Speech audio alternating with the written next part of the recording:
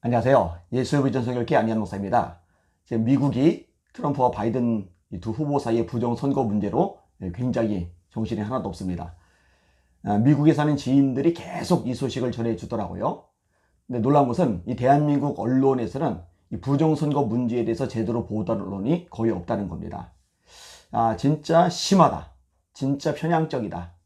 진짜 언론 자격이 없다. 이런 생각이 자꾸만 듭니다.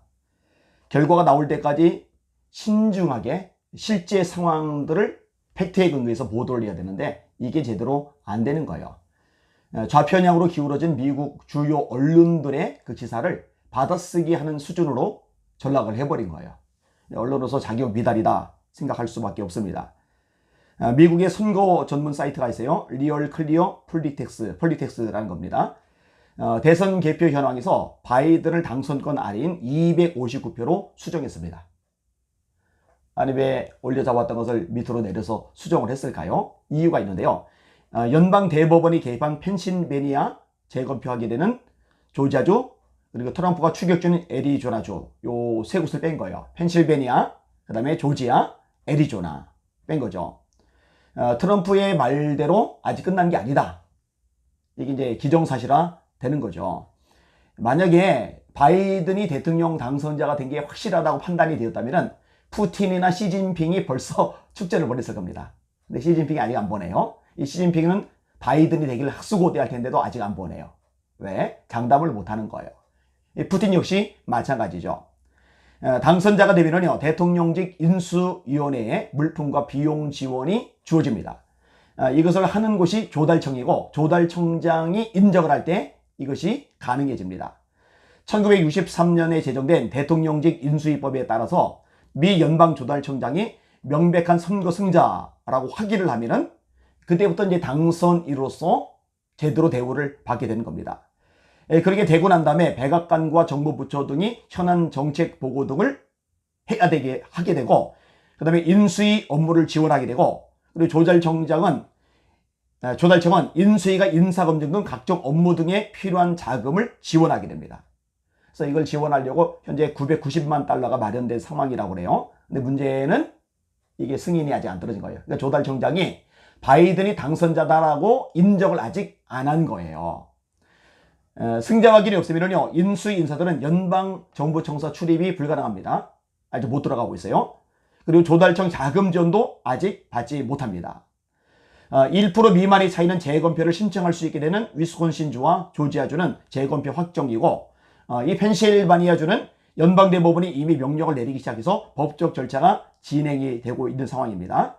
만약에 부정선거가 아니다 라고 연방대법원에서 확실하게 결론을 내리면 이제 바이든은 당선자가 되는 것이고 그리고 이제 대통령에 취임을 하게 될 겁니다.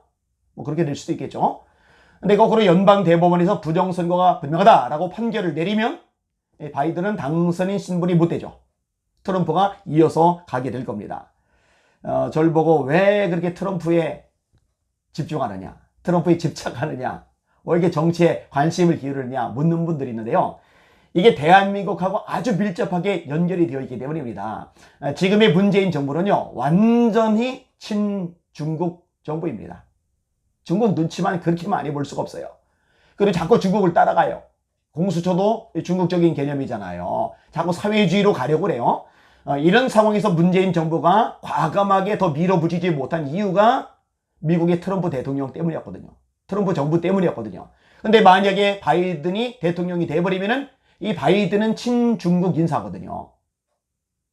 그러니 나라가 어떻게 되겠어요? 이 대한민국의 사회주의를 끌어들이려는 사람들, 사회주의로 가게 하려는 사람들, 그리고 친중국 하려는 사람들, 그들이 이제 마음껏 활개칠 수 있는 힘이 주어지게 되는 거예요. 이걸 막기 위해서라도 트럼프가 되기를 간절히 바라는 겁니다.